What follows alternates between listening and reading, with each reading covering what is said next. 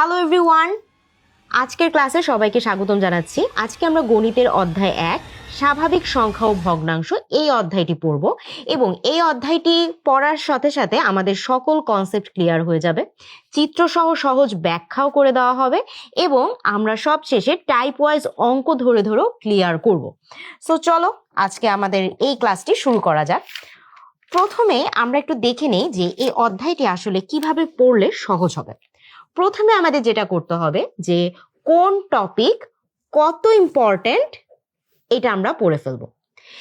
এই যে দেখো পাশে কিন্তু দেখতে পাচ্ছ যে এই অধ্যায়ের গুরুত্ব, অর্থাৎ প্রত্যেকটা টপিকে আসলে কোনটার জন্য বহু নির্বাচনী কত দরকারি এভাবে স্টার্ট দিয়ে বোঝানো হয়েছে। সো আমরা কিন্তু এইটা প্রথমে দেখে নিব।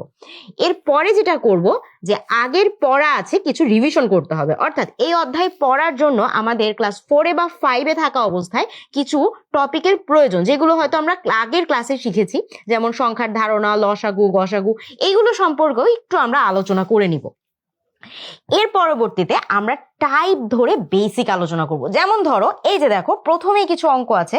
সো এই অঙ্কগুলো সলভ করার জন্য আমাদের দেশীয় আন্তর্জাতিক গণনা রীতির পারস্পরিক সম্পর্কটা জানতে হবে। এটা হচ্ছে আমাদের টাইপ বা টপিক 1। এরকম করে কিন্তু আরো টপিক আছে।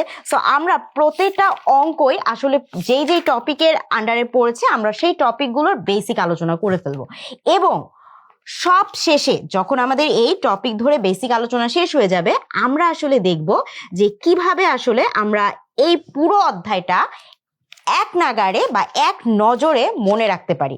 এটার জন্য আমাদের রয়েছে এই কুইক হ্যাকসের টেবিলটা। সো আমরা অধ্যায় শেষে এগুলোও কিন্তু দেখে নিব। তাহলে চলো আজকের ক্লাসটি আমরা শুরু করি।